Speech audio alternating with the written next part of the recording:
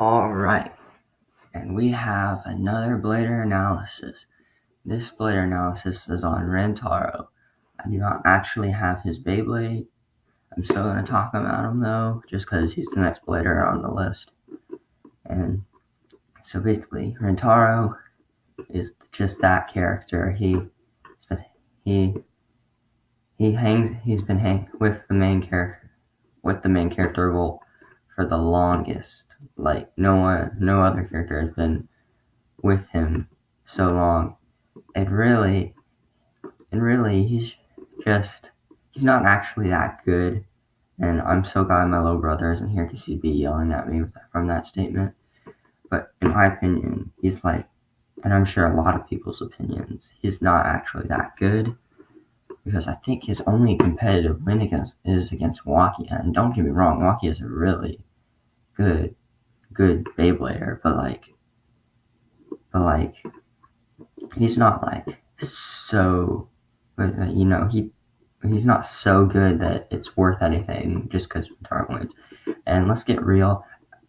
After seeing Wakia's Super Tempest attack, do we really think he'd lose to Rantaro ever again? No. And then we go to Rantaro's Beyblade, Rock Devore. It has 3 special techniques: Rock Devore Zone, the Stamina Launch, and when it uses the Stamina Launch, it generates Ultra Rock Devore Zone. So all these techniques are stamina, endurance enhancing techniques that help his base spin longer, which is a good thing. It's a stamina type, but it needs, in my opinion, I think it needs more variety because, look at Wyvron. It has Tempest Shield, it has Atomic, and sure, those are both defensive moves, but he learned Super Tempest Attack, which is an offensive move.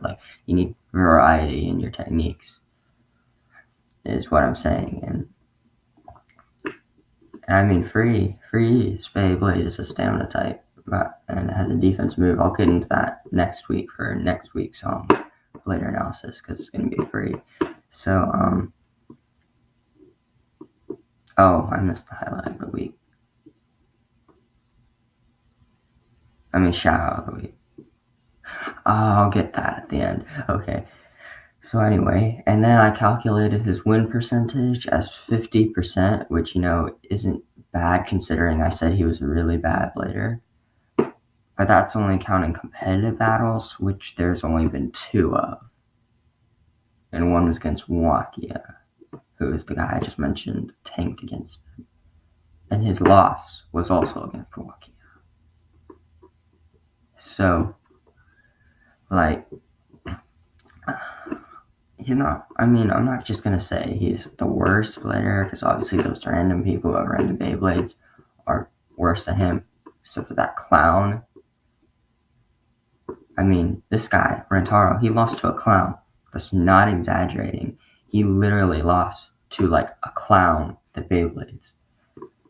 And it wasn't even a good clown. He had a random Beyblade combination. He was another one of those random Bladers who people Shu and Free one-hit KO. And Rantaro lost to a clown. That's how bad he is. That team battle, the only wins that were scored was Free against a random against the other guy. I don't know what he was supposed to be. He was a ringmaster because they had because the team they were up against had this circus theme going on. Free one-hit KO'd their ringmaster, and then their gymnast who beat Volt. But to be fair, their gymnast was actually a major character with an actual Beyblade, not random combination. And then Rantaro lost to a clown, and Free beat the gymnast, and then Volt beat the gymnast to win. But the point is, Volt lost to a gymnast, but it was a good gymnast. His name was Kuza. And I'm going to be doing a Blader analysis on him too later. But my point is, Rantaro lost to a random person who should have one-hit KO. And lucky for him, my definition of competitive battling is, of course, against a major character, and so that didn't count. But even with the major character, it's still 50%, which isn't that great. It's the same as Silas. He did have a win against Silas, but it wasn't an official battle, so I didn't count it. So I guess that kind of evens it out. But anyway, I guess I should do shout out of the week since I forgot to do that in the beginning of the video. Shout out the week. Let's go with